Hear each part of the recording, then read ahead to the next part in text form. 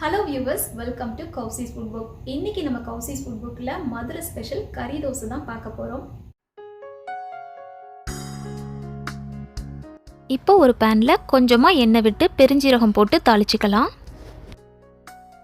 சோம்பு நல்லா பொரிஞ்சு வந்ததும் பொடியா நறுக்குன 2 பச்சை மிளகாய் கூடவே சின்ன சின்னதா கட் பண்ணி வச்சிருக்கிற 2 பெரிய வெங்காயத்தையும் சேர்த்துக்கிறேன். கொஞ்சமா கருவேப்பிலையும் சேர்த்து இதை நல்லா வதக்கிக்கலாம்.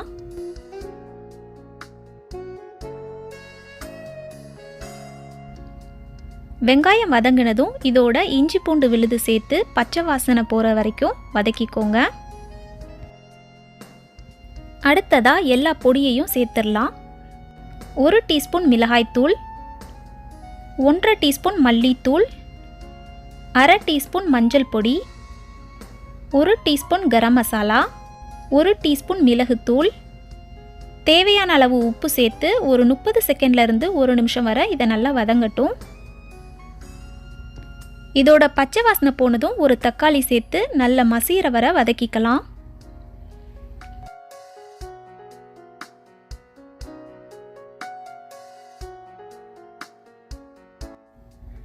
தக்காளி வதங்கினதும் ஒரு 1/4 கிலோ கறியை இதோட சேர்க்குறேன்.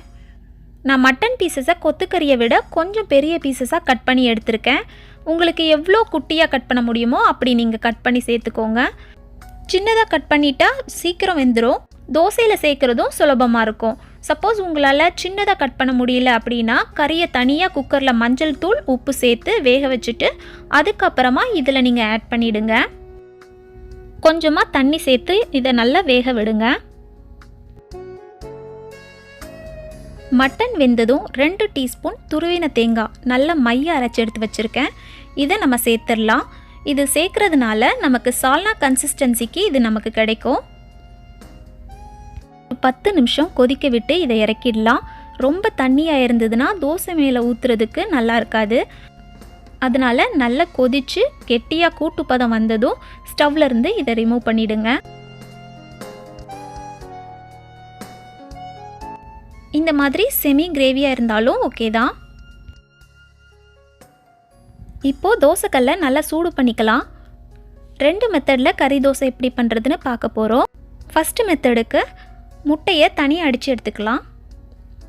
இப்போது அடுப்பை நல்லா சிம்மில் வச்சுக்கோங்க. ஒரு கரண்டி மாவை எடுத்து ஊத்தப்ப மாதிரி இதை ஊற்றிக்கலாம். மெல்லிசாக ஊற்றிட்டா கறி தோசை நல்லா வராது. கறியும் தோசையில் ஒட்டாமல் போயிடும். அதனால் இந்த மாதிரி திக்காக ஊற்றிக்கோங்க. இப்போது கலக்கி வச்சுருக்க முட்டையை இதுக்கு மேலே ஊற்றிக்கலாம். அதுக்கு மேலே ஒரு கரண்டி கறியை எடுத்து பரப்பி விடுங்க. தேவையான அளவு எண்ணெயை சுற்றி விட்டுக்கலாம். திருப்பி போட்டு லேசாக அழுத்தி விடுங்க. 1 நிமிஷம் இது நல்லா வெந்ததுக்கப்புறமா இதை எடுத்துடலாம்.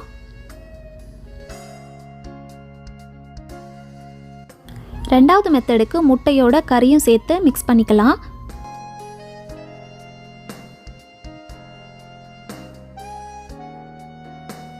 அதே மாதிரி தோசையை ஊற்றி முட்டை கறி கலவையை இதுக்கு மேலே ஊற்றிடுங்க.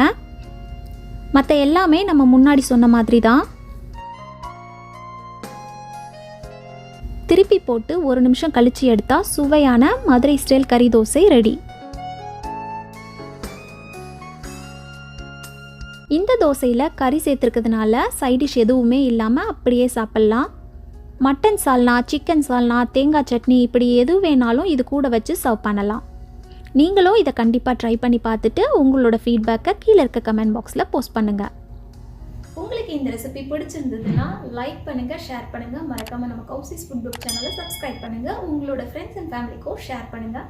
மறுபடியும் வேறு ஒரு சூப்பரான டிஷ்ஷோட நான் உங்களை சந்திக்கிறேன். பை.